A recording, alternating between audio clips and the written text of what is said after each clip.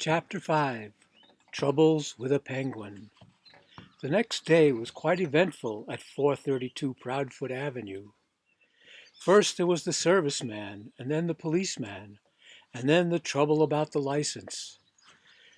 Captain Cook was in the children's room watching Janie and Bill put together a jigsaw puzzle on the floor. He was very good about not disturbing the pieces after Bill had spanked him for eating one. He did not hear the refrigerator serviceman come to the back door. Mrs. Popper had gone marketing for canned shrimps for the Penguin, so that Mr. Popper was alone in the kitchen to explain to the serviceman what he wanted done to the refrigerator. The serviceman put his tool bag down on the kitchen floor, looked at the refrigerator, and then at Mr. Popper, who, to tell the truth, had not shaved yet and was not quite tidy. "Mister," he said, "you don't need no ventilating holes in that there door." "It's my ice box, and I want some holes bored in the door," said Mr. Popper. They argued about it for quite a while.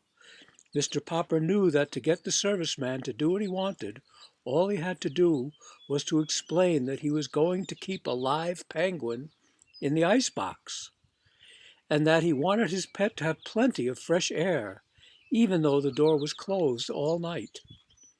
He felt a little stubborn about explaining, however.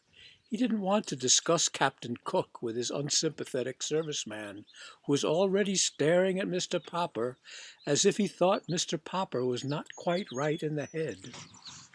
"Come on, do what I said," said Mr. Popper. "I'm paying you for it." "With what?" said the serviceman. Mr. Popper gave him a $5 bill. It made him a little sad to think how many beans it would have bought for Mrs. Popper and the children.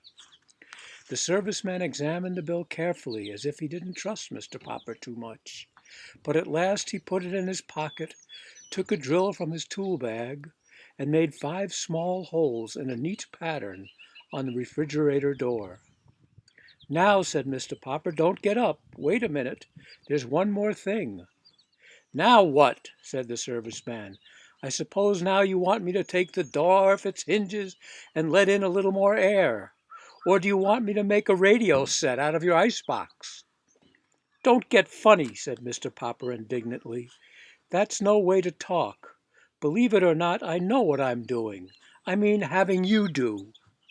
I want you to fix an extra handle on the inside of that box so it can be opened from the inside of the box." "That," said the serviceman, "is a fine idea. You want an extra handle on the inside. Sure, sure." He picked up his tool bag. Aren't you going to do it for me?" asked Mr. Popper. "Oh, sure, sure," said the serviceman, edging toward the back door. Mr. Popper saw that for all his words of agreement, the serviceman had no intention of putting on an inside handle. "I thought you were a serviceman," he said. "I am. That's the first sensible thing you've said yet." "You're a fine kind of serviceman if you don't even know how to put an extra handle on the inside of an icebox door." "Oh, I don't I?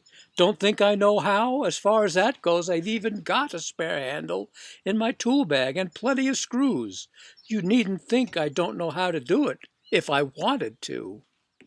Mr. Popper silently reached into his pocket and gave the serviceman his last $5 bill.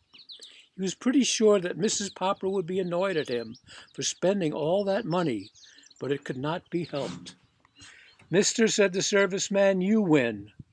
I'll fix your extra handle, and while I'm doing it, you sit down on that chair over there facing me, where I can keep an eye on you." "Fair enough," said Mr. Popper, sitting down. The serviceman was still on the floor putting in the final screws that held the new handle in place, when the Penguin came out to the kitchen on his silent pink feet. Surprised at seeing a strange man sitting on the floor, Captain Cook quietly walked over and began to peck him curiously. But the serviceman was even more surprised than Captain Cook. "Ark!" said the Penguin, or perhaps it was the serviceman. Mr. Popper was not sure just what had happened when he picked himself up and his chair, and a moment later there had been a shower of flying tools, a violent slamming of the door, and the service man was gone. These sudden noises, of course, brought the children running. Mr. Popper showed them how the refrigerator was now all remodeled for the penguin. He showed Captain Cook, too, by shutting him inside it. The penguin at once noticed the shiny new inside handle and bit it with his usual curiosity. The door opened and Captain Cook jumped out. Mr. Popper promptly put Captain Cook back inside and shut the door again to be sure that the penguin learned his lesson. Before long, Captain Cook became quite skillful at getting out and was ready to be taught how to get inside when the door was shut.